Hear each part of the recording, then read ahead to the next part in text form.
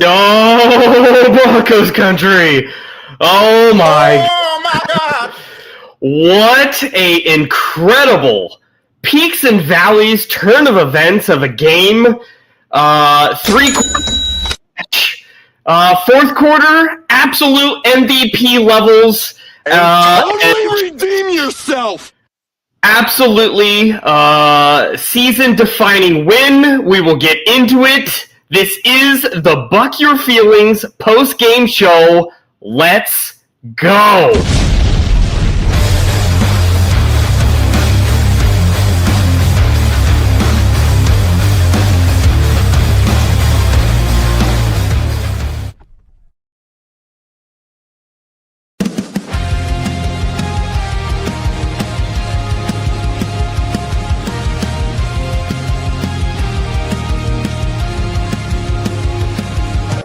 Every touchdown scored, our spirits ignite. Let's celebrate our boys into the night. When the whistle blows, it's all about the day. Through the highs and lows, we'll never feel shame. This is our house. Hear the fans scream, Buck your feelings.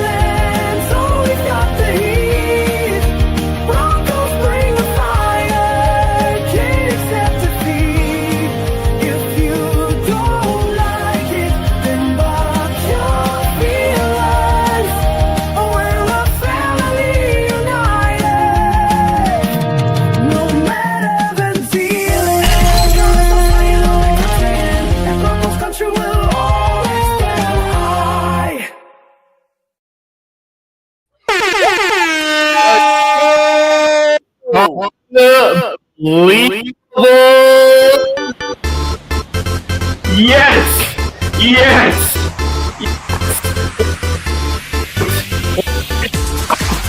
Yes! Serve this! Unbelievable play! Wow! Welcome to the Buck Your Feelings post-game show. I am your host, Jay Weaver, alongside the usual suspects, Johnny the Mile High Viking Baki, as well as the Bronco Grunt, in for the second edition of the day, man. Boys, this is a Sean Payton era defining victory against the Super Bowl champ, undefeated Philadelphia Eagles, 21-17. How are we feeling? Are you kidding me? How am I feeling right now? This right here was a Super Bowl moment for us. Okay? Yeah. We haven't had, dude, the elation that I'm feeling right now after going into this game, losing 2 games earlier this season that we shouldn't have lost. We should have, Tony Romo, I can't stand his voice half the time, but Tony Romo even said it during the game in the commentary. It's actually more likely than not that the Broncos should be 4-0 going into this game. We come in to their house, an undefeated Super Bowl champion team. We go down by 14 points. And entering the fourth quarter, we put up 18 unanswered points and knock off and hand the Super Bowl champions their first loss of the season. Dude, I am ecstatic. Was anybody else nervous about the 2-point conversion? Because I know I was. I was like, I really hope we get it, but was I the only one that was like, please? What a Sean Payton move. That if that doesn't embody the balls that guy carries into a game, I don't know what does. Like that, no one expected that. Like that wasn't even a part of discussion at that point in the game. But he just went ahead, and I guarantee you he had pre-game planning into this game, like if we're faced with the situation, we're going ultra aggressive, and we're going like there is no tomorrow. Like we're up against, we're an underdog, and we're gonna play like it. Yeah, absolutely. And Jay, to your predictions and your what you told everybody to do pre-game, telling everybody to take the under. The unders. Broncos win. Although I don't think we covered. Did we cover? Yes, absolutely. We won. It's an automatic cover if we win. Right. So there you go, Jay. Anybody who took Jay's parlay bet and ran with it, you just made money. Yeah, baby, yeah. So, Yeah. I mean, the under was writing on the wall. We all knew this. I thought it was absolutely bonkers. Vegas was as aggressive as it was. But I guess I did for the first, half at least, with the Eagles being very uncharacteristically throwing the ball all around the yard, which that is not in their MO. That's not what they usually do. I was a little worried at that point. I was like, oh, well, F me, Vegas. You're right, as always. Like, it is going to be a high-scoring game, but not this time, Lizzo. Not this time. No, not so fast, my friend. Nice Lee Corso there, but gentlemen, just what a ridiculous game. And I'm not going to lie, I was very down. I was very negative, and I was very as part of the Broncos bros, George. George, how you feel? Oh, dude, I'm ecstatic, man. We just finally proved we could win a game and finish a game against a Super Bowl champion team. So that's the best news of the day. Yeah, man, it is incredible to see the team finally step up. And granted, it was only for literally 25% of the game, because the rest of the 75% of the game was pretty, on par with what we've experienced for quite a long time. And that's why I was so in my feelings in the very first part. And I was super negative on X, and I was just blasting it out, letting everybody know that. But you know what? I am not too proud to eat my own words, and I was totally wrong. And I was not expecting the fourth quarter. Was anyone? Does that crow taste good, cuz?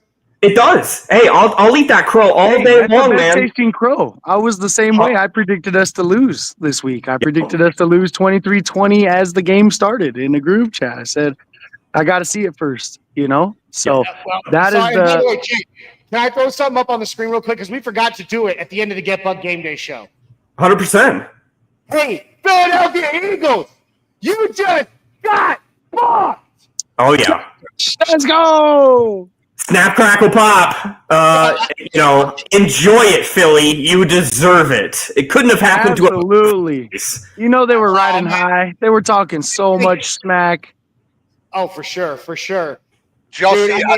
I think my favorite part was when they panned to the one chick in the fourth quarter, and she's just sitting there with her head like this. I was like, yeah, that's what I'm talking about. That's the next meme. Yes, sir. That image was right up there for me with Aaron Rodgers last season with the towel over his head. You know what I mean? Like, but hey, Jay, you mind if I get our housekeeping out of the way real quick? You go for it.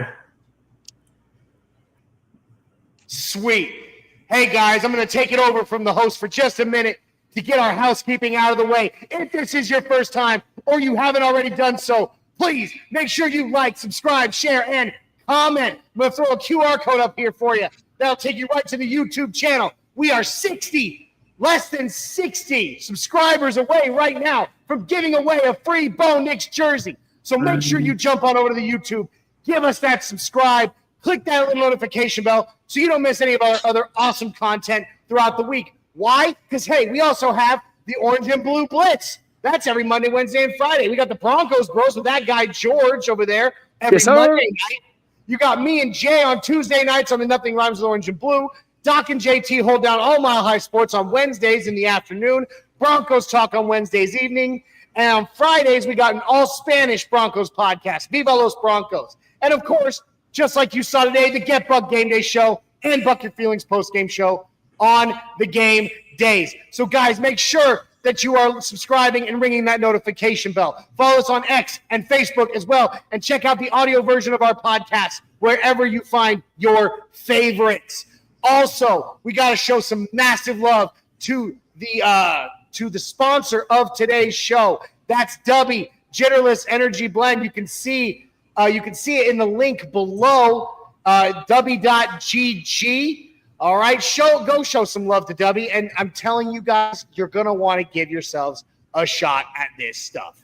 Dubby is amazing stuff. comes in a multitude of delicious flavors with enough caffeine to kick you in the butt and get you going and keep you going throughout your day without the jitters or the crash later, because Dubby has no sugar or calories or maltodextrin or fillers or artificial colors. It's all acids, B vitamins, and nootropics. And the caffeine that's in Dubby comes directly from the coffee fruit. It's as natural as it can be. So, guys, I'm telling you, go grab some of this stuff. Jay and I swear by it. We use it every single day to get through our day. And I promise, once you've tried it, so will you. I'm going to make that dub even sweeter because the Broncos got a dub today. It's time for you to get your own, right? Go on over to Dubby and place your order and punch in code OBN10. OBN10 gets you 10% off your order at checkout. Guys, I'm telling you, check out Dubby. You'll thank me later. All right. Thanks, Jay. Absolutely. Back to you, boss. So I got to get into some comments. This is Buck Your Feelings, mind you. And all feelings are equal. And, we have equal opportunity on this show about highs and lows of this game. And like I said in this we had 25% high times here. We're feeling real good because of that. But, 3/4 of this game was sus. And we had a lot of instances where we had some questionable. Yeah, I did. I said it, Johnny. And you can quote me. But, man, Andy Schrant in the building here. What's up, Andy? What's going on, Andy? You got to get rid of Moss. So bad. No. This team is good. Play like that from a handful of players will hold you back. And there is something to be said about that. But at the end of the day, I don't believe it was Riley Moss's fault in a couple of these instances. It's bad scheming, small instances of bad scheming by Vance Joseph, by VJ, in my opinion. What do y'all have to think about the discord of Riley Moss this game? Because Twitter was going. Can I go first, guys? Can I go first? Because I got a big voice on this one. Go. Okay. Well, first of all, you all know how high I've always been on Riley Moss. I call the man the Great White Hope. I love the guy. Okay. Here's the thing. You are scheming, just like you said, Jay. You're having to scheme against Devontae Smith and against A.J. Brown. You're going to get beat one way. There's places you're going to get beat, especially when you got A.J. Brown on one side of the field. I would scheme exactly the same way as VJ did. You got to put your best guy on their best guy, and that's A.J. Brown, right? So it falls to Riley Moss. Now, Riley is one hell of a cornerback. However, he's not it was very obvious, blatantly obvious, that Devontae Smith was faster than him. It is that simple. Devontae Smith has quicker feet. Yeah. I mean, my only other qualm with Riley is he's got to get better about getting his head turned around. Yeah. So, it shows in the stats. Devontae Adams had 114 on us today. Yeah. But he was faster. And that's why I said in the team chat, I would have done it kind of opposite, because you have a more athletic build in Smith who can run the field, and that falls more into the PS2 realm, in my opinion. You have Moss, in my opinion, go reflect with Brown and then have top safety coverage. And you play Brown's game. Brown has been dog crap all year. He has not been involved in that offense whatsoever. It doesn't matter if he's number one. True, but Jay, you and I both know that A.J. Brown has moments where he has a series of games where he plays like dog crap, and then out of nowhere lights up like a freaking torch, and then he's gone. And not only that, let's be honest, it's not been A.J. Brown these past couple games. It's mostly been the targets that he's been getting from Jalen Hurts. He just hadn't been targeted. I've been following him closely because I had him in 3 of my leagues, and he just wasn't getting targets. It was going to everybody else. So, I think it was a smart play putting Zertan on A.J. Brown. I do too. I think it's a smart play. It wasn't ideal. He gets targeted, he's the guy that's going to be able to make those moves. We all know going into every single game, Riley Moss is going to be the number one targeted person on this defense. That is going to be every single game. And very few teams have the talent level at that number 2 wide receiver to be able to take advantage of that. The Bengals were one, and thankfully they had absolutely no quarterback play. We didn't really get hit a whole lot with that.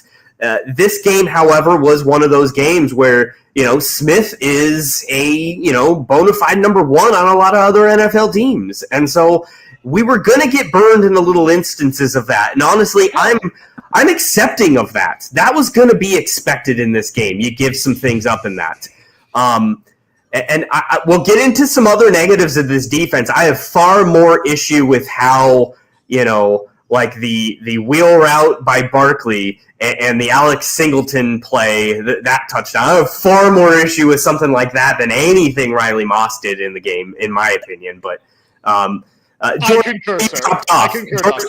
What do you have to say about Riley Moss, George? Yeah. My bad. I lost. Had to do something real quick, but didn't pay your phone bill, did you? No, I did. I got kids here, so I had a sleepover last night. Had to make sure the kids are all good. But honestly, dude, Riley's getting so much hate. But what other cornerback in the league do you see getting so many targets? That's literally performing and in great position 9 times out of 10. Like, he's there for the ball.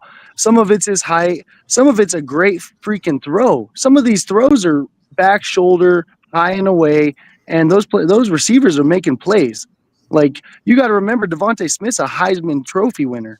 Devontae Smith is a great receiver. He's behind A.J. Brown. I wanted Devontae Smith. Yeah, absolutely, dude. He's a burner. And everybody's like, oh, throw Jawday in there. Oh, throw freaking Chris Abrams-Drain in there. Shut up. What are you talking about? They will go get burned. They will go get burned just as bad and not have the recovery speed that Riley Moss has. I was in the group chat when everybody was saying throw Cat in there, and I was like, he's not ready to cover Devontae. None of them are ready, bro. And even Pat's going to be the best because of his press ability. Because of his ability at the line, he's going to be in better position because he's going to get him off his step. But Devontae Smith's a dog, dude. So, like, put respect on his name when you're saying Riley's a bum. He's guarding a freaking top-tier athlete, a top-tier receiver who is known to be a burner. He's going to get behind you if you have one misstep on that line. But he was still there, the makeup speed. So he was still there. He's not giving up touchdowns. Yep. I declare.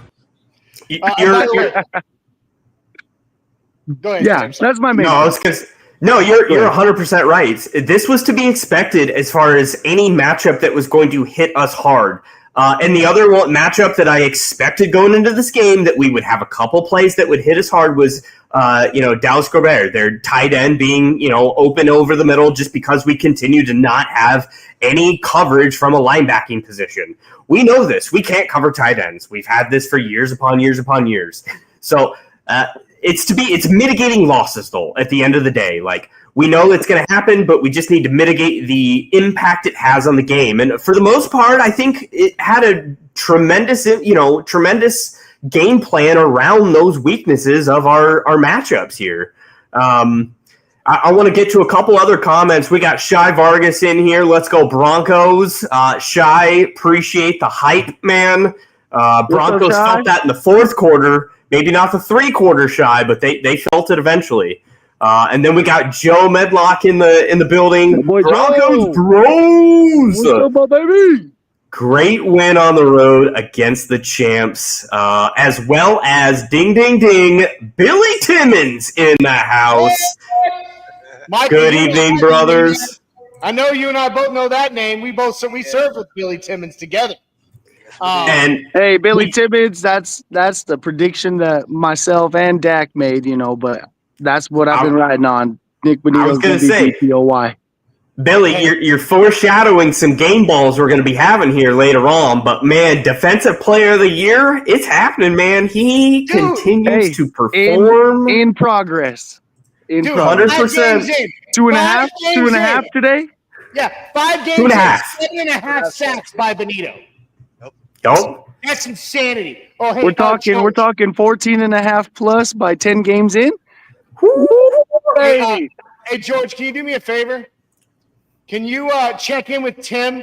Because I have my vape. I want to make sure post game he has his. I will for sure. I hope he's watching, but I'm gonna tell him right now. D-Rock in the house. We effing won. Hell yeah, D-Rock. Man, it was great. He's getting turned. Race relations coming in strong. So appreciate that. What's up, D-Rock? That black and white cookie mixing well today, D-Rock. George, if you don't know what the race relations is from D-Rock, calls that white and black because he's mixing white liquor and dark liquor into one drink. He calls it his race relations drink. Ooh, boy. Absolutely terrific. Hey, absolutely turn.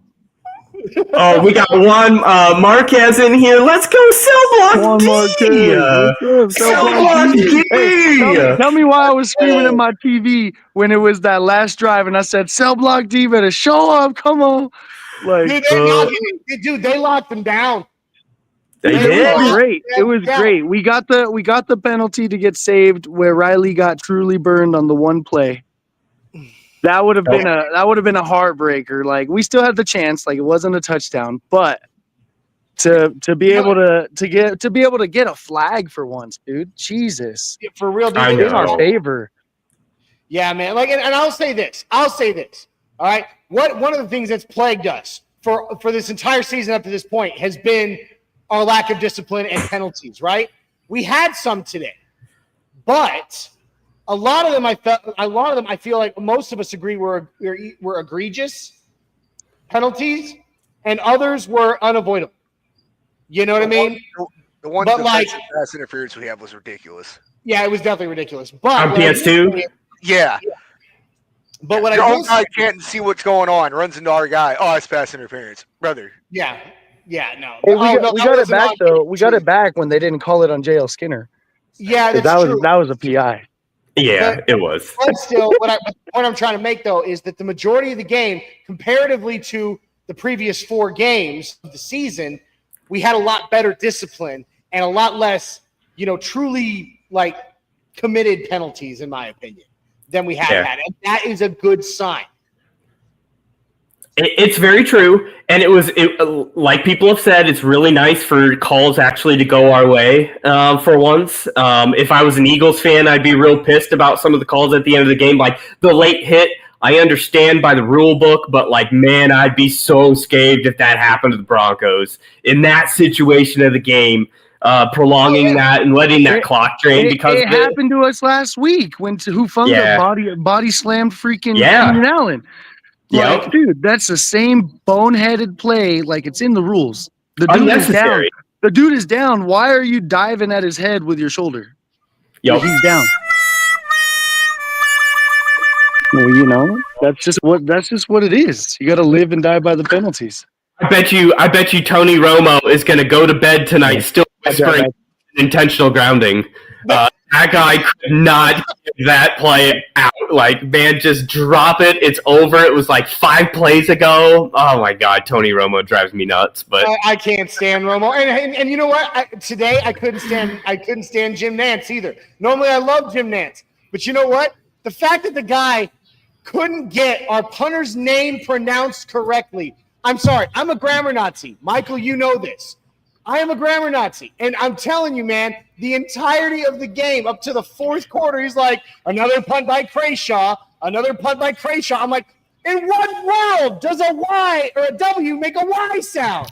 Man, I didn't used to be that way up until hearing Jokic's name pronounced Jokic by the entire nation for years upon years after winning MVPs. Now I am a grammar police in that same regard. But yeah, man, that drives me nuts as well. Like, one of the ways that I feel about this and why I feel so strongly about it is like, okay, this is your job. Your job is to call games. Now, I can understand if it's a young player you haven't really had much exposure to, and they have like a ridiculous name like Njoku or something like that that should be hard to pronounce. But if you're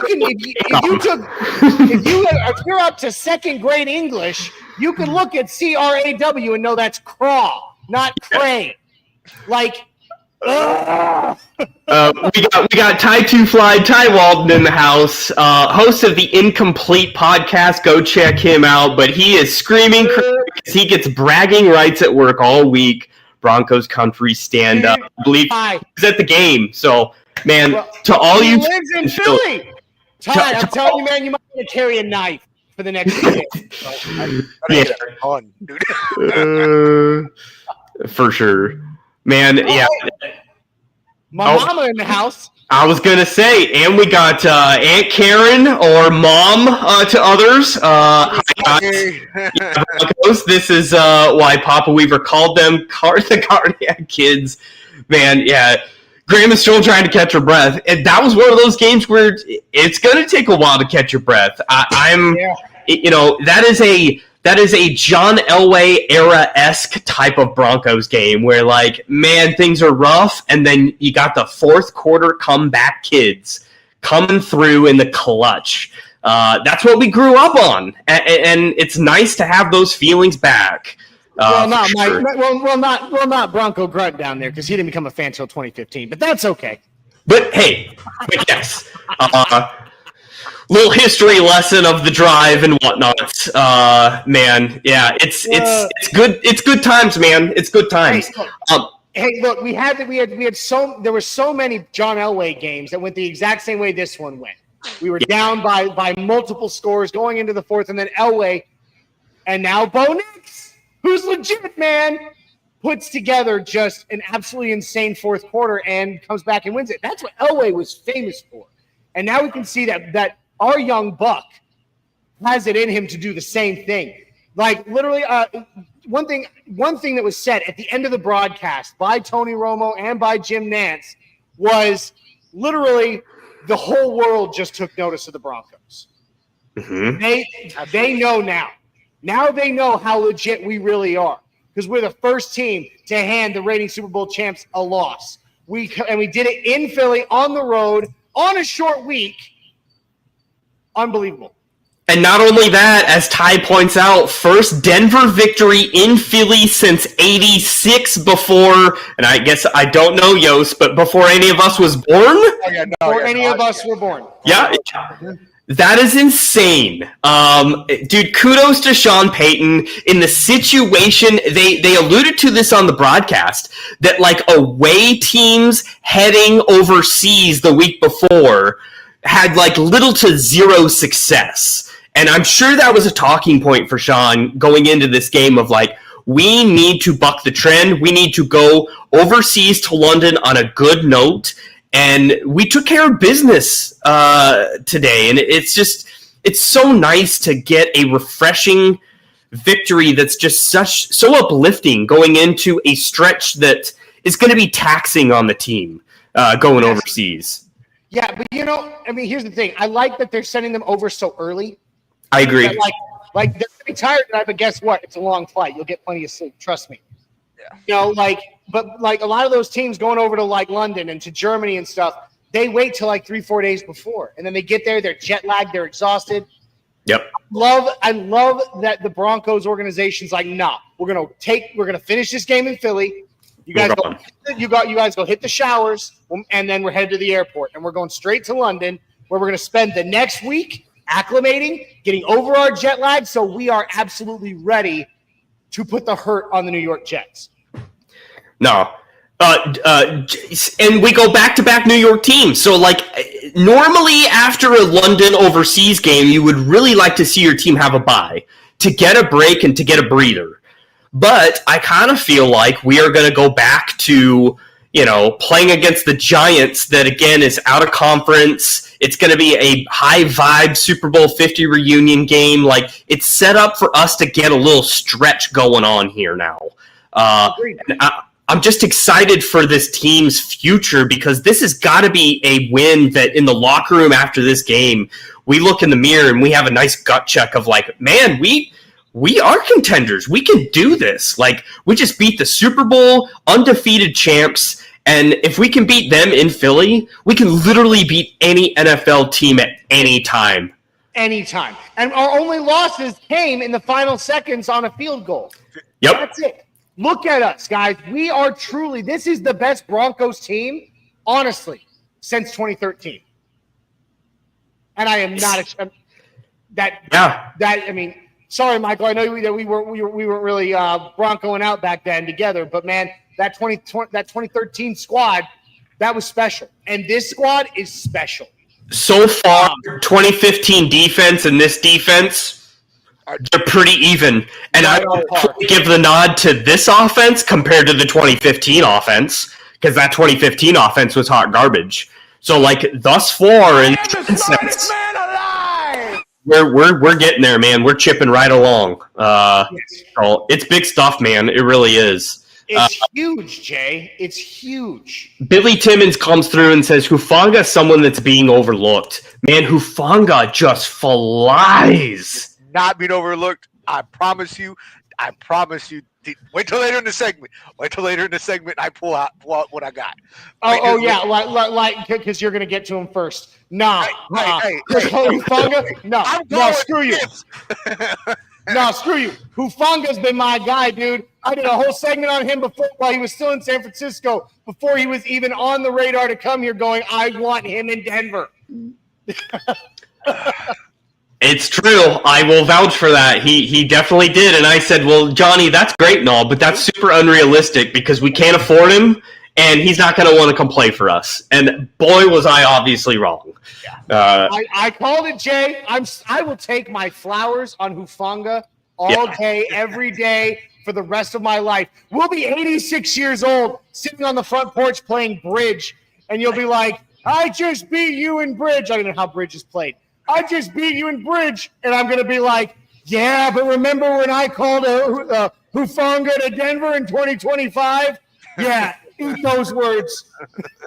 So before we get into game balls and before we start chopping up, the highlights of this game, I want to take one topic real quick and just get your guys' perspective on it. And it is that. Real quick, Jay, though, can I throw out this question that is absolutely Yost? Yep. Yost, do you have any family in North Carolina? That's from D-Rock. Not to my knowledge. I might have a cousin or an aunt that used to live down there, but not to my knowledge. Yo, your mic volume has dropped significantly. Hang on, I'm checking you here. All right, is that better? Maybe. I'm gonna adjust your. I'm gonna do some some producer tweaking here real quick. All right. Okay. All right, say something, Yosti. All right, how's that? Is that better? Much more better. All right, there we go. There you go. But in what we spoke about pregame of run the damn ball and Sean Payton having to be reminded to run the damn ball, we had 29 rushing attempts against 39 passing attempts. Somewhat of a pretty even game as far as play distribution. And I am just so proud of Sean Payton for sticking to that and sticking to his guns. And we had wild successes. So we had 29 rushes for 130 yards for 4.5 yards a carry. That is successful running. And offensive line played fantastic, obviously, that catapulted those results. I was a little scared with McGlinchey going down. That would have been catastrophic season-wide if he would have had a significant injury, but he went right back in. No, because we know we've seen him go down before. We've seen Palczewski step in and actually hold it down. He is. But, Johnny, how many instances when we are trying to run have we brought in an extra offensive lineman? It has been extremely often. So you are right about that. You are right about that. Depth of offensive line is that much more important because of that personnel change that we've been doing consistently so far. But I want to give Sean Payton his flowers because I'm very hard on him play calling wise, but he came in clutch in my opinion. What do you guys think about the play calling overall? Sean Payton.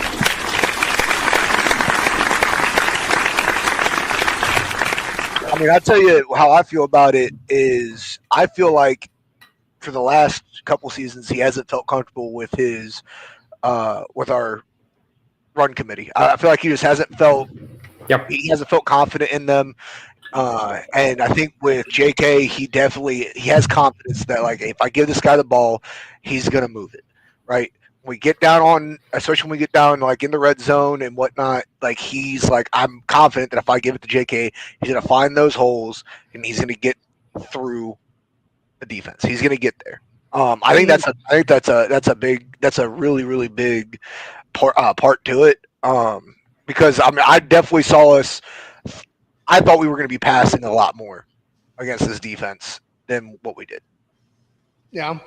Like I really didn't think it was going to be. I thought it was going to be a shootout there for a while. And we ground and pounded. I mean, compared to the Eagles, like I mean, Saquon only had Was it 6 carries for 30 yards against Dobbins is 20 carries. Me in fantasy, just so you know.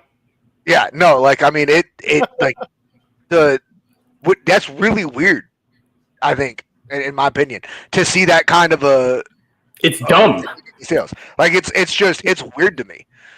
Like that's stupid. That's like having a Delta Force team and you decide to send in the cooks. Well, and I was unaware that there was a new play caller. How many instances is there a Super Bowl champion with a brand new play caller? That in it itself was, I guess, kind of surprising to me. But man, J.K. Dobbins is legit, man. He is the perfect kind of back for what we're trying to do right now. And obviously Harvey's going to come along. Harvey's getting, bursts of opportunity, but I don't think he's necessarily ready for center stage of volume quite yet. No. And honestly, I see Harvey as a pass rusher or as a receptor, pass catcher. Yeah, pass catcher. That's what I see him as, because I mean that's between him and Bidet. I mean, I think that you have Dobbins, ground and pound, pull him out, pass it to Harvey for those quick yards. I want to weigh in on Sean Payton's play calling. It's been suspect the last few weeks, and we talked about it, not so much on the shows because we've been out for a while with different. And we do want to apologize to the Orange and Blue crew for how many shows have been missed the last couple of weeks. Like multiple different shows, not just mine and Jay's or whatever, but multiple different shows. It's due to multiple different things. Family crises, illness. We've just had a lot kind of hit all the hosts on our network at one time. And so we do apologize for that. But we talked about it a lot in the group chat, and that's that Sean Payton, I think, has just been trying to overthink it too much. But today we saw him kind of dumb it down a bit. Some of it. There was definitely parts, especially in that fourth quarter, where he was like, okay, we're flipping to this part of the playbook that nobody's seen for a while, But the majority of the game, when good things were happening, he was dumbing it down. He was keeping it more simple. And so I think he was just trying to find his own rhythm, because again, just like I have been reiterating these last few weeks, this is not just a new scheme to be using with this team for the players. This is a new scheme for him to be using with as a play caller. So figuring out how these schemes work with these players, figuring out how do I say this right? How the cogs fit in the machine to make it run is as big a part as the players on the field themselves. And so I think that what we are now seeing is, okay, we've had 4 weeks. He has had some time to evaluate his players and go, that's what I want to do. I want to put you here. I want you here. I want you going here. It's working out. And we're starting to see a better play call from Sean Payton. Yeah, he's got more time to know his personnel, to know what buttons to hit on specific, situations. Exactly, D-Rock. Exactly. Dudes, J.K. Dobbins. That's all.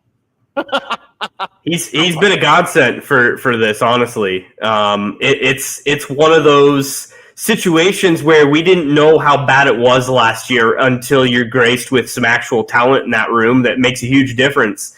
And I guess I say that as Javonte Williams is like a top 10 running back in the NFL right now. I just don't understand. But neither here nor there. It is the Dobbins show, and I'm all for it, and I can't wait to continue on with that scheme. And, Harvey's time will come, man. Harvey's time will come. He bursts. Every, there's at least 2 plays a game where you see it. Like, you see, ooh, Harvey, you got that burst, man. You got, even if it's like I think there was an end around where it looked like it was going to be a loss of 4 yards, and he turned it into a 5-yard gain. 5-6, yeah. Those are the plays that you say, oh, man, maybe next year you're going to just jump off the page to teams. It's going to be dramatic. So, man, we're set up for success in that room for long. It'll happen fast. Yep. It'll happen. When it happens, it'll happen quick. Yep. And I truly believe we'll be seeing an angry run scepter in his future at some point. Yep. And we saw multiple Broncos players in Philadelphia today throw this out. Nick Bonito hit it a couple times. Shai Vargas with a call, fly Broncos, fly.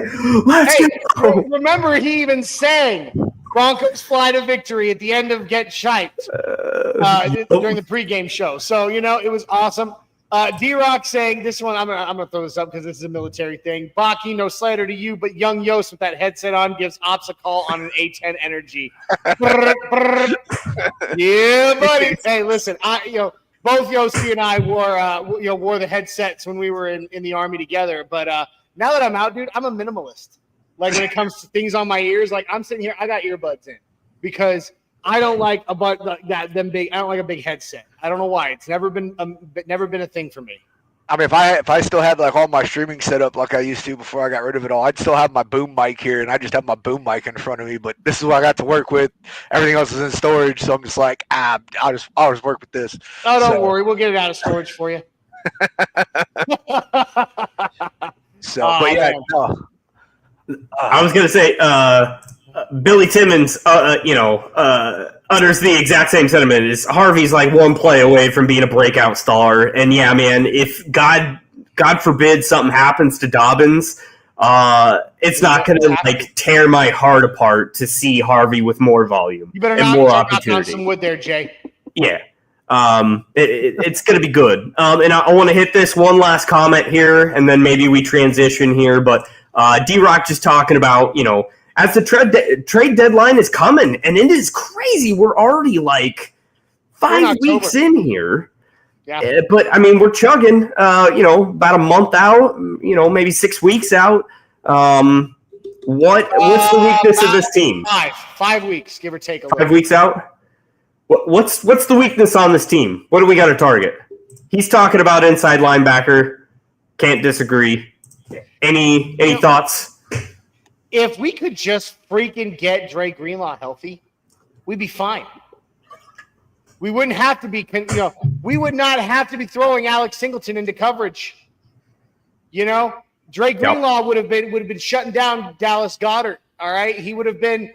And he would have been falling back in coverage, and not getting burned as badly as Singleton was, But at the same time, like I still love the Greenlaw signing, and if he can get healthy, he's going to be a game changer for us. However, until he is healthy, we can't count on it. So that would be the weakest spot on this team right now.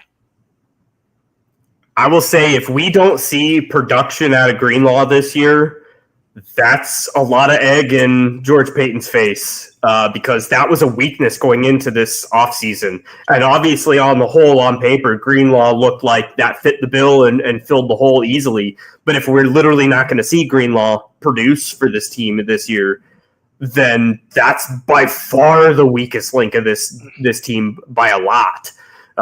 The only other position I would throw out just as, a discussion point would be the tight end position because, again, I love Evan Ingram, but, I guess maybe it doesn't matter about the personnel because we're just not utilizing them. Evan Ingram on the touchdown catch was fantastic. We saw him used several times today. Yep, but we saw him used in maybe 2 drives. He had high usage. And other than those 2 drives, there was nothing. Like just crickets. And that was one of my biggest issues with the first, again, 3 quarters is why is Evan Ingram on this team? We talked all year long about Joker this, Joker that. Oh, we've got a Joker now. We got it, Evan Ingram. We targeted him. We were the first ones on the phone to go get him. And yet we don't utilize him. We don't give him any opportunities. And that was extremely frustrating to me. And I guess I would still stand behind that statement. Even though he had the great touchdown catch and he had a couple other pretty crucial catches in this game, on the whole, the totality of the game, the usage is just, it doesn't match up with the hype and what we were sold in the preseason. I would agree with that. I mean, I think that between Evan Ingram and even Adam Troutman, who had the one reception, I feel like they're more in Sean Payton's mind just fringe targets. Like I'm not gonna make these guys a priority. I'm gonna keep hitting up my receivers and then the occasional running back pass. Like they're just not being targeted. I understand your frustration with it because I have the same thing. Like a tight end is one of those things. It's like if you know how to utilize them correctly and frequently, you will the sky is the limit with where you're going to go. It's a great differentiator in the NFL today. That's a matchup nightmare.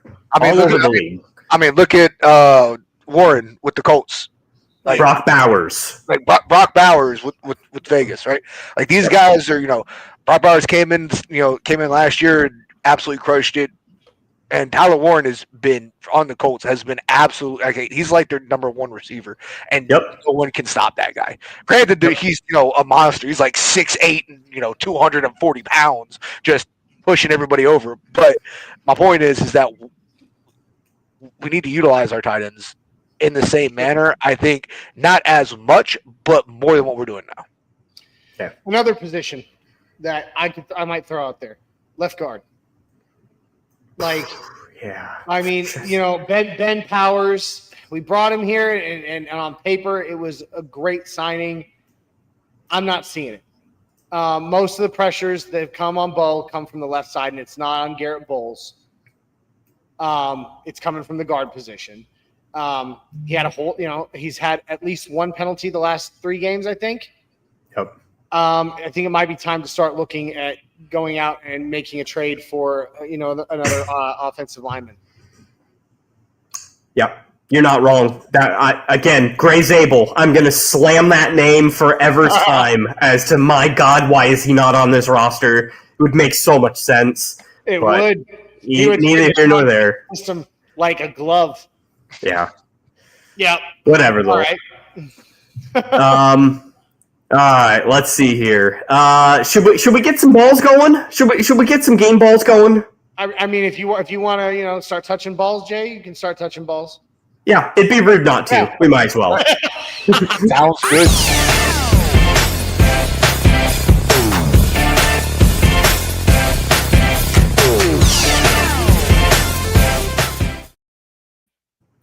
All right, gentlemen. This is the segment of, who's got the balls? And with such a colossal victory, such a impactful victory in the overall vibes of this team, I'm going to give us at least 2 each, and then we kind of go from there, and we see where we lay after that. Yost, I want you to go first. Oh, you got me to go first? Only because I want to see you steal Johnny's thunder. Here we go. Oh, we're going to the defense. We're going to the defense, baby. Oh, no. All right. For my first game ball, definitely going to the defense. And, there's this guy. He's just out there making these tackles. What guy? He's making these guys. His name, number 9, you know what I'm saying? Yeah. Talona Huafunga is definitely getting a game ball for me. All right, dude had 7 tackles, 4 solos today. The dude was all over the place, right? He's making these plays. He's getting a game ball for me, number 1. There is no question in that. I'll do the one, and then I'll let Johnny go now that I just stole his thunder successfully. So Johnny, go ahead. It's next one. Go ahead. No, first we got to discuss it. Talano Hufanga. I've been high on him from before he was on the Broncos. He came here. Not only has he proven to be a phenomenal player on this team, he's a great leader, a very outspoken voice in the locker room, from what I've heard. So he has been, he's become a very major part of this team.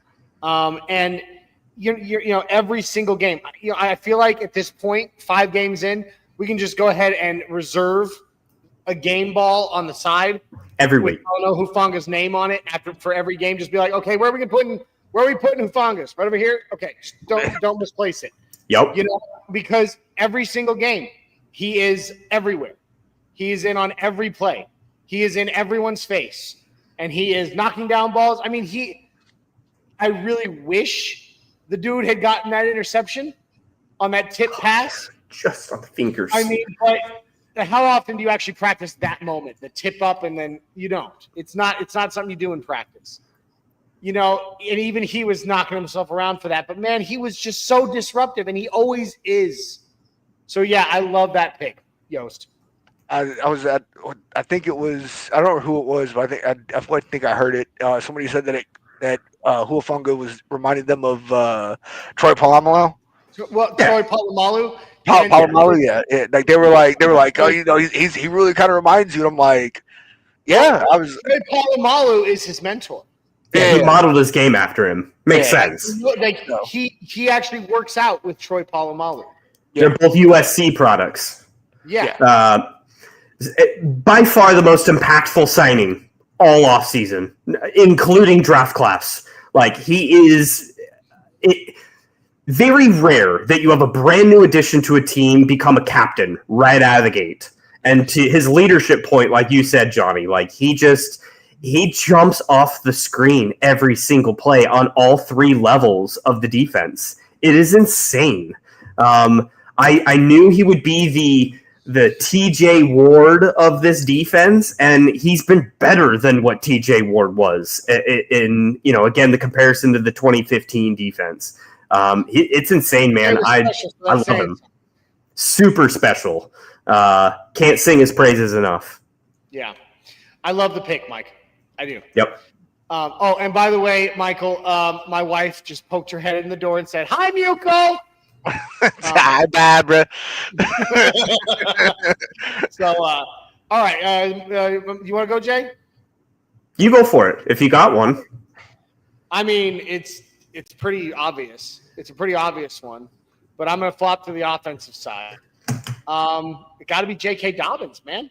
Yep. Like, there is no way that I can hand out a game ball. Right, for my first game ball after since he took Hufanga,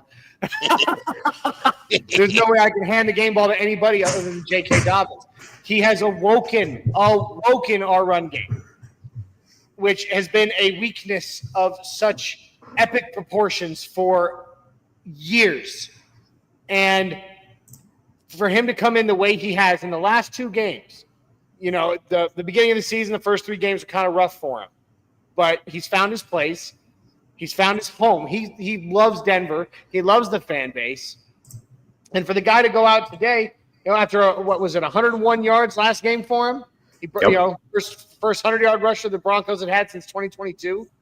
I think, he didn't quite get that far today, but 79 carries on 20 yards for a touchdown, averaging 4 yards a carry. And honestly, the numbers there are a little skewed. Because before that final drive that we made down to the red zone where we were trying to waste as much clock as possible and knew that he was going to get swallowed at the one, after 1 yard or at the line of scrimmage, which he did, he was averaging 5 yards a carry. Yeah, I was going to say he was. And so they used him there to just run the clock, and that skewed his numbers. So, dude, I mean, for that, 20 yards, 79 or 20 carries for 79 yards. Averaging 4 and a touchdown, dude has found his place. He has found a home here. We love him. He loves us. Here's a game ball for you to stay here, JK. Don't go anywhere. Yep. Don't leave, please. Don't leave.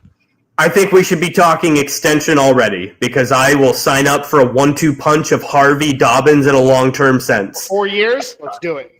Yep.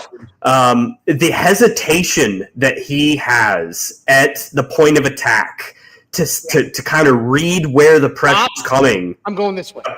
Yep. It's very Le'Veon Bell-esque. Really, really enjoy that because at the end of the day, all NFL teams, because of personnel, can stop the run nowadays. Like, if everyone knows that the run is coming. And so you have to be hesitant, and you got to pick holes, and you got to pick your spots, and he's perfect at that, dude. I would almost not call it hesitation. I would call it patience. Yeah. Yep. Because hesitation's like, oh God, what do I do? He's like, hold on, take a breath, slow down, holes open there. I'm going there now. It's patience to me. And he is. He is good under pressure. Yep. And I love him, and I'm so excited that he's here. Nope. What are your thoughts on JK getting a game ball there, Mike? I mean, you're like I said. How many times was last season when you guys were doing Nothing Rhymes with Orange and Blue podcast, and I'd come into the comment section and we would just scream, even in the post game shows, I'd just scream, "Get Javonte Williams out of our backfield, get him out. I don't want him here. This is killing me," because our run game was non-existent. Right? How many times did we lose our mind about Sean Payton likes running back by committee, so we don't have, just one guy. We don't have a Jonathan Taylor. We don't have a Saquon Barkley, right? We have this committee, and we just argued about it, right? We now have J.K. Dobbins, right? Who, yes, we still somewhat have a committee between him, Harvey, and Bidet, but Dobbins is definitely the RB1 for our team, and he's the one that's making those plays on the ground for us. Like I can't be any happier. I mean, it's definitely something that is definitely just so nice. It's like a chef's kiss. Just mwah. Mm-hmm. Mama's back in. She says, "LOL, some things never change between Johnny and Michael." Sneaky move, Jay. Good to see you, Michael. Hi. All right, so Jay, it's your game ball now, cuz. All right. Well, I got to go to the main man, the guy that is going to get, and I'm speaking it into existence. It's on my vision board. Nick Bonino is going to be Defensive Player of the Year. We're going back to back, boys. 2.5 sacks. 2.5 sacks by that man, and he is just. He's all over, kind of like Hufanga in the regard of that he has a high motor, and you can tell that he just, from an effort standpoint, is just not giving up on plays. And that is going to serve him long-term in this season greatly from a stat standpoint. I love his motor. I love his bend. I love his get-off right off of the line. Man, he's everything that we need in a pass rush, and he's such a great complement to Cooper, where Cooper is the power, set the line, not going to be a speedster to maybe over pursue a pocket, whereas, Bonito is that. Bonito's the opposite. So it is a perfect blend of different pass rushing styles. Can't gush enough about Nick Bonino, man. George Payton, I get chef's kiss for George Payton, man. He got an absolute steal out of Oklahoma. Oh yeah. Yes, he did. Yes, he did. Look, Casa Bonito, man. I mean, the guy. You ate your crow a little bit earlier, Jay, but you'll remember back when we first drafted him and we saw him on the field for the first, half a season of his rookie year. I was going, what the hell were we thinking? I was sitting there like dogging on him, talking down. I'm eating my crow now. Nick Bonito is special. Yep. And he'll be up there if he, if he can stay healthy and continue to play at the level he does, he'll be among the annals of all-time greats, great pass rushers. He'll make Hall of Fame. Yep. Easily. For sure. Oh, for sure. So love that pick. Love that pick. Yost, thoughts? I think you pretty much hit it. Like there's really ain't much else to say. Like I agree, he's gonna be Defensive Player of the Year. Definitely gonna be, definitely aiming to be in the Hall of Fame. I mean, there's really not much else. He's already got 7.5 sacks on the season and 5 in game 5. Thank God we locked him up and paid him before this performance of this stretch here at the beginning of the season. Oh my God. Because, he would be top tier money if we would have waited and kicked the can down the road and tried to pay him mid-season or waited till the end of this season. Again, another bang-up job of signing our own internal talent before they pop off. Yep. Masterclass George Payton. I love it. All right. Yost, your last ball? My last ball. I think I'm gonna jump on over to the offense. I'm kind of, I'm split on who I want to give it to, but I think I'm just gonna go ahead and give one to Bo. All right, 242 yards passing. Right, he had the one touchdown, 24 out of 39, and I mean no interceptions. Right, I think he got. I think the penalty that got called on him for intentional grounding was just one of those. I don't think it should have been called. I don't think so. Troutman was That's right Tony there. Romo.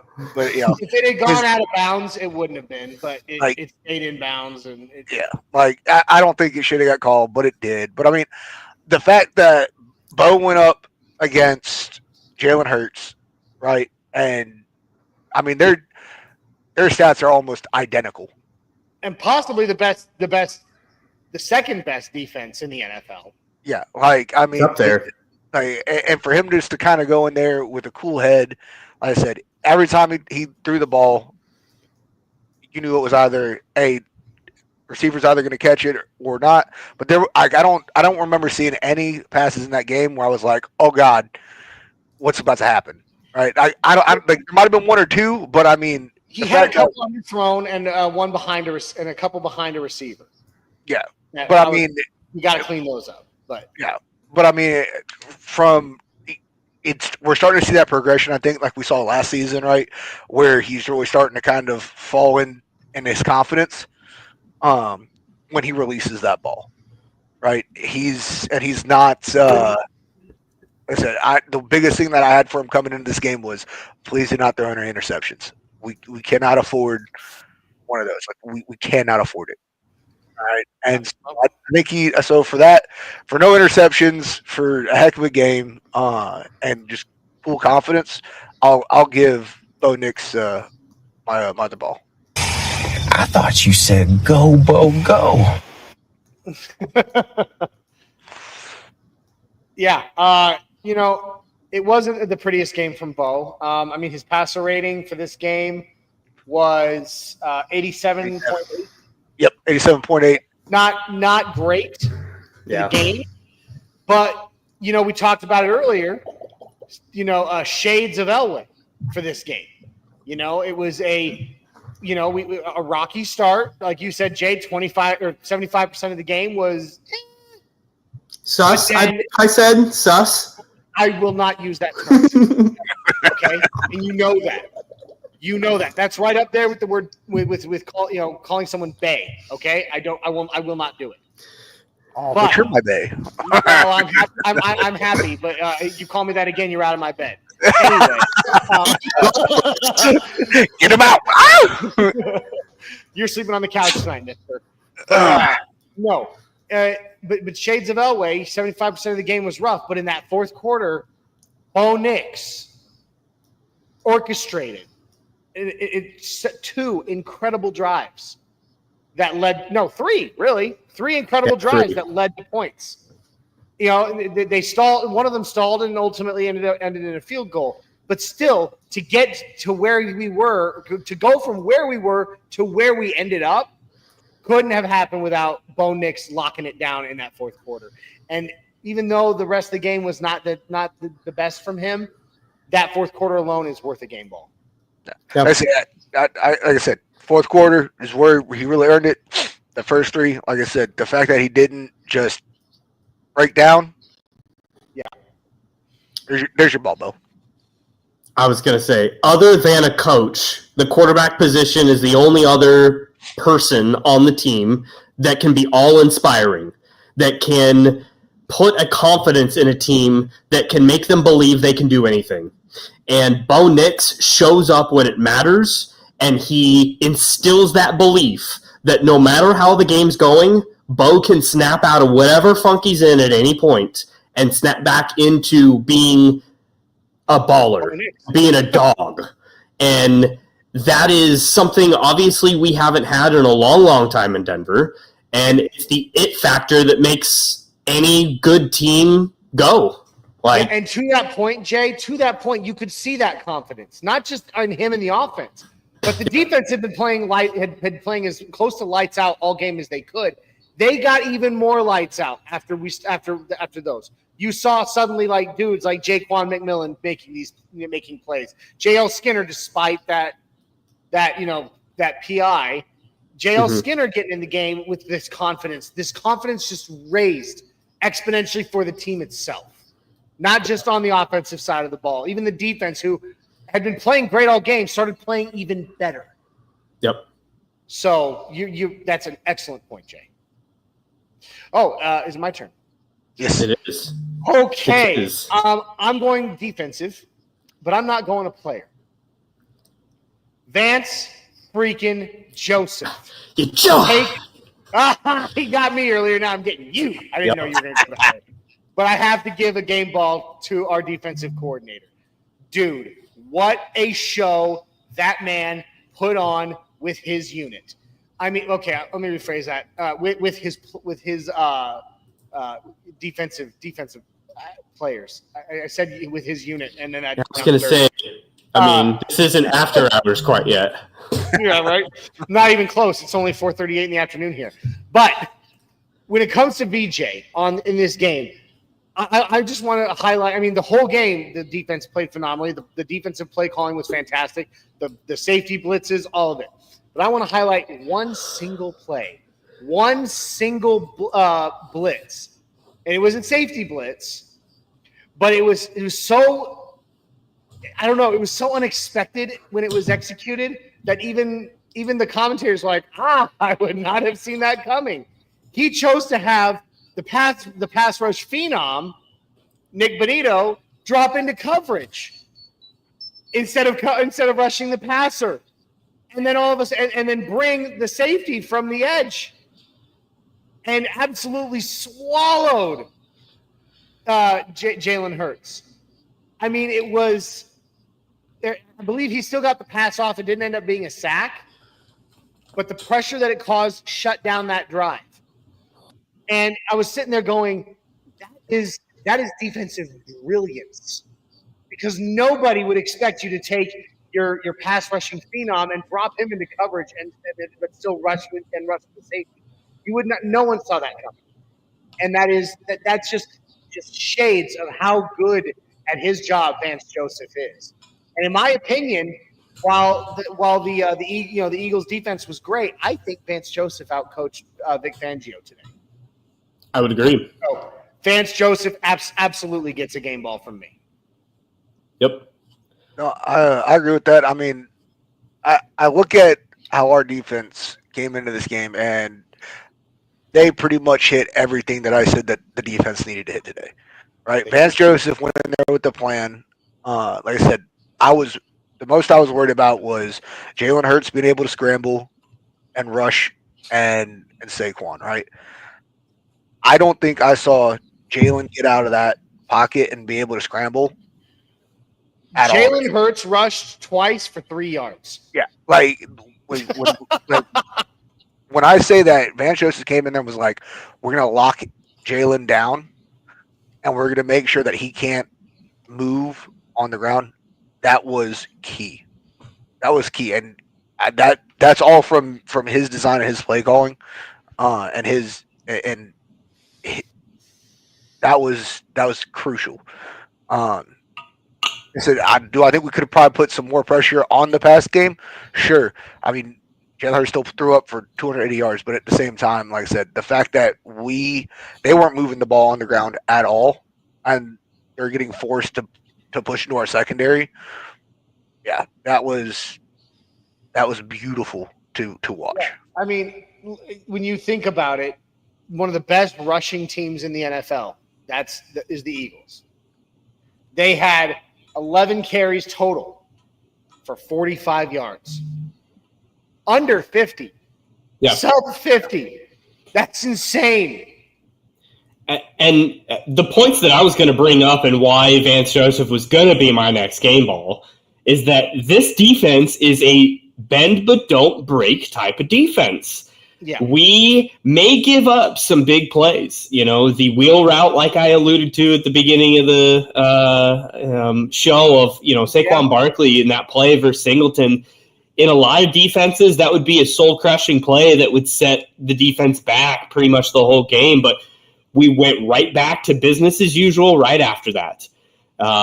And really, if you really look at it, if you take away the 52-yarder from Smith that was early in the game, that was that big, huge bomb, and then you take away that Barkley one that was 47, I mean, those two plays were the backbreakers. But other than those two plays, this defense was stout. And there was really not any instance where I was like, oh, here it comes. Like, oh, here's, the defense is lagging on this drive. Like, they were literally just two hiccup plays the entire game. The whole time. Yep. I will say kudos to the offense for staying on the field longer so that the defense could stay a little more rested in this one too, because if you tire out your defense by the fourth quarter, they're struggling, and that's why you run the ball. That's why you run the ball. But so Vance Joseph is my game ball. What about you, Jay? Real quick, right before you give your game ball, Jay, I've got to go. Sir. I have a child in need, so I've got to run off here right now. So, hey, great job, Broncos. Appreciate y'all. But you need to figure out your priorities, guy. Hey, listen. I love you guys. All right. All right, brother. All right. Thanks, Yost. Appreciate you, brother. Yeah, man. My last game ball is, again, just kind of a guy that we could, again, kind of throw out every single game. There wasn't anything phenomenal today about him, but he is, again, the whoopee, the security blanket that we all need every single game. Cortland Sutton always shows up every single game in the instances that we need him to, in third and long, in crucial plays of a game. He's always there in clutch. He had one drop in the very beginning of the game. I think it was like the first drive of the game. And from that point on, he was nails. He played fantastic. And I just, it's nice to have the trust factor between Bo and Cortland that obviously isn't going anywhere.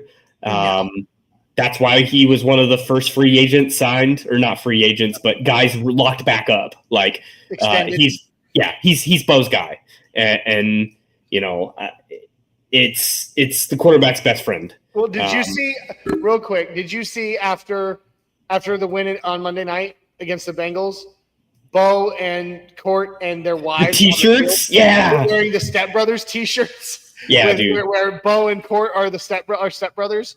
I mean, that's it right there. They're not just teammates. They're not just a good tandem. Coworkers. They're best friends. Yeah. And that kind you cannot invent, you cannot fake that kind of connection or that kind of chemistry. And that's what those two have with one another. No, you're right. So, ultimately, that there's nobody else for that game ball besides Cortland Sutton. In fact, I'm surprised it took us to 6 game balls to give him one. And just like Bo, he was relatively non-existent for most of the game. He had one catch in the first quarter, and after that, we didn't see him again until the fourth. But to your point, from the moment his first catch in the fourth quarter, from that moment on, it was just like Cortland, just catch after catch, first down after first down, contested catch, open field catch. He was killing it, dude. So yeah, he absolutely deserves that game ball. Can I give a couple of just 2 special teams honorable mentions? And I have one honorable mention as well, so you go ahead. I've got 2 guys on special teams that I believe that deserve honorable mentions. One is our off-season acquisition, Trent Sherfield. He did have a penalty in the game, which set us back a bit on offense, but he did also catch a pass for 15 yards and a first down. That was great for him. I would love to point out that the special teams ace, the whole reason that we signed him, is on display. He is all over. He is all over it on special teams. Capped in this game with an absolutely phenomenal, just meeting meeting with the returner and knocking him down almost at the 25-yard line. If you really looked at the field at that moment, had Sherfield not been there, it might have gone for a 30-40 yard return. Yeah. But he was there and he took him down. That's that honorable mention. I believe he deserves that. The other one is someone that we rarely, if ever, gets highlighted, but I've got to give it to him, and that's Jeremy Crawshaw, not Crayshaw. Tim Nance, Jeremy Crawshaw, our rookie punter, has had some hiccups in terms of his consistency. In the preseason, he did.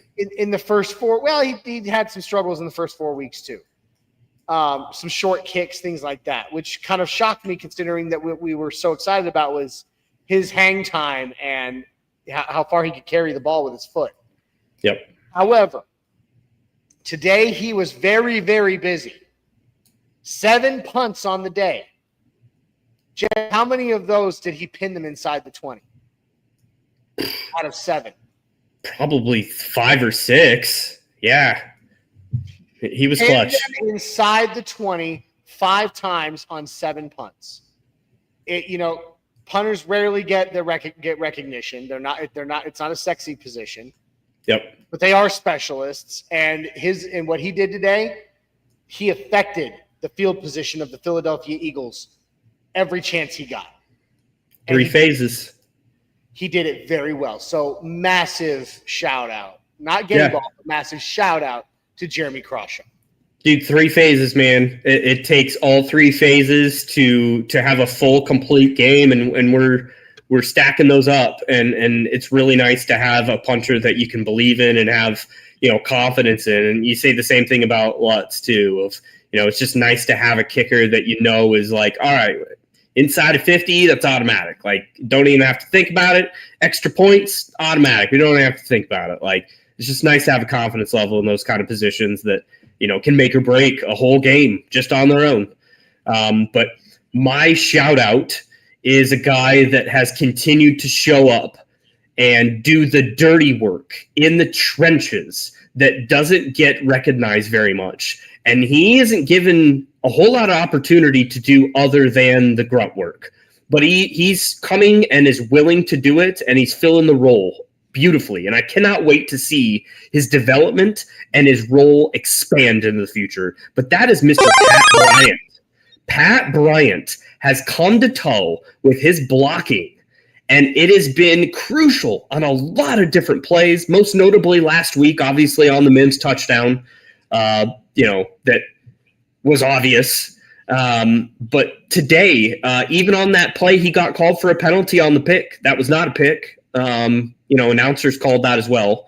But it's just another example of him doing the stuff that is needed for the offense to continue on. Love Pat Bryant, and I cannot wait to see his future. He's going to be a good one, I think. Listen, I believe Pat Bryant will eventually be shades of Michael Thomas. I agree. However, we're not seeing that kind of play out of him yet mostly because Sean Payton's not ready to give him the opportunities yet. And that's fine. Yeah. He's a rookie, and Sean's the coach, and he's Bronco Daddy, Sean, and so he's making the decisions. But to your point, Jay, for a lot of these players, especially rookies, it's important for them to understand you're not going to be the guy yet. A lot of you aren't ready or aren't going to be the guy because we already have some of the guys. Yep. So right now, we had a saying, and I wish Michael was still here with us right now. When I say this, we say it all the time. We say it all the time in the military: embrace the suck. And that's what he's doing, and that's what a lot of these guys have to do before they can really have their breakout moments. Is just look at Terrell Davis, special teams. He was on special in Japan. Teams. Didn't even think he was going to make the team, but boom, he makes that tackle. At least the world knows his name now. And then from there, slowly but surely, he works. Within a year, he works his way up, and he's the starter. Pat Bryant will get there. I think it's just a matter of doing exactly what you're saying, Jay. Embrace the suck. Deal with how the dirty jobs. Wasn't that the show on Discovery? deal with the dirty jobs, and eventually you get to wear the suit. He's playing the little Jordan Humphrey role phenomenally. And as a rookie, that's a really hard thing to do sometimes. To swallow your confidence, because he's coming from a college program where he's number one. He's the guy, and that's a hard pill to swallow for the wide receivers to come in and correct. So I commend him. I got to meet him about 4 weeks back. I say swallow your pride, but when I met him, there is no pride there.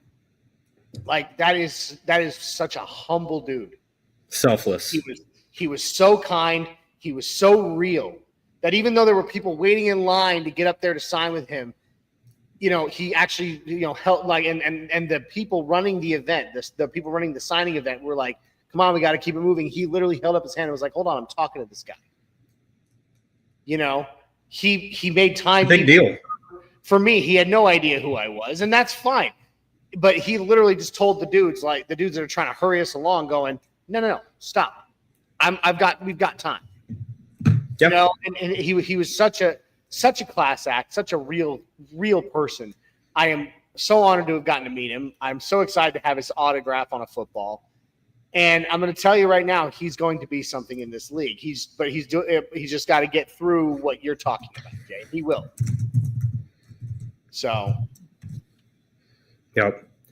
No, dude, it's again, it's the grimy work. It's the he doesn't get the love that he needs, but again, just like Harvey, man, I see the seed. I see the future, and the future looks really good. So I'm super excited to see what it holds. But what else you got for the game? I guess just to kind of put a bow on it. To put a bow on it, man. And by the way, Shy is at. This is a comment from Shy. Put me on the show. Hey, Shy, I've got an idea, and I'm going to text you about it this week and see what you think. Okay? Because we just don't have time today. We're getting ready to roll out, but I've got an idea, and I'm going to shoot it to you this week. Okay, bud? So to put a bow on it, dude, there's really nothing else to say. The Denver Broncos walked into Philadelphia, went down by almost by two scores, stayed down by 2 scores, and then managed the comeback of, honestly, in my opinion, as far as the Broncos go, the comeback of this decade. And they knock off the reigning Super Bowl champions that we all predicted we would lose to, which makes up for at least one of the losses that we predicted would be wins earlier. Colts. In a fantastic, it makes up for the Colts loss in a fantastic way in a game that I know we will see tons of highlights of and talk about in the national media this week. It was not the prettiest game the whole time. But ultimately, we got the job done. And at the end of the day, no matter what bad things there were, the win's what matters. The dub, W above Jay's head, is what matters. It's true. And we got it. What and, we beat Philadelphia in Philadelphia. What the? It's crazy, man. My feelings would have been way different if the fourth quarter didn't, lay the way it did. Because I had some big feelings before that. So, totally. The soundbite says it all, and totally redeem yourself, because that's exactly what happened in this game. The tale of quarters. Totally redeem yourself. 3 quarters versus 1 quarter, and thank God for that last quarter. That's why you play the game, right? That's why you play the game. Tale of 1 quarter. Yep, exactly. But we have every reason to be so hyped for the rest of the season. This was the litmus test for this team, and boy did they impress. If they don't believe now, they're not going to believe ever. This is the inspiring confidence game that puts the players' headspace in we can compete literally with any team on any field at any time. And it's so nice to be in this slot as a Bronco fan because we want to hear in this slot. There are 2 national media members who I want to hear from tomorrow about Bo Nix, and that's I want to hear what Kyle Brandt has to say on Good Morning Football, and I want to hear what Stephen A. Smith has to say. I want Adam to do his victory lap because, again, he was the only one to pick us in victory. I love Adam Rank. He deserves his flowers every time this happens. I would say I'd love to hear Nick Wright's reaction to it, but we all know he's just going to be, it was a fluke and this and that because it's all he ever says. He's a broken record. No, he can dig himself a hole. Agreed. No, man, I'm pumped. Want to throw out real quick, Chase up on the X. What up, dude? Appreciate you stopping in here for sure. And then Michael Yost on his departure says, with this type of wind, we do need a mile high five. We do need a mile high five, don't we? I think we do need to close out, but I want to say, as we've had a lot of people on this stream here for pre and post game, please like, share, and subscribe. Go find our material. We've got shows pretty much every single day a week, multiple times a day. So please go find us on the Orange and Blue Network, X, YouTube. For you right there. Absolutely. But all the socials, go find us, guys. We've got plenty to offer any Broncos fan. But, with that, Johnny, you want to get us going on a mile high five to close a mile high five? I would be pleased. It's going to be simple. We invented it, and here it comes, guys. You're going to stick your arms out with me as far out as you can go. And when I scream it, you're going to clap as high above your head as you can. It's called the Mile High Five, baby. Let's go. Get your arms out with me for a big Mile High Five.